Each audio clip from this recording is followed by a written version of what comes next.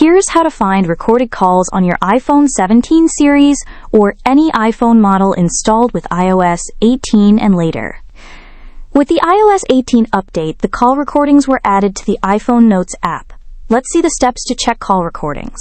Launch the Notes app on your iPhone. If you don't see call recordings, tap on the back button at the top left corner to see the Folders section. Then, tap on Call Recordings. As you can see here, a list of call recordings are stored here.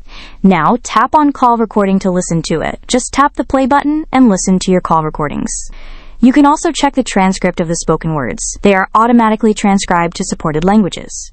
If it's not available, your iPhone may not detect a supported language. Now, tap on More button at the top right corner and share audio via different options like Airdrop, Messages, Mail, and more. Thanks for watching. Please like and subscribe for the latest tips and tricks videos.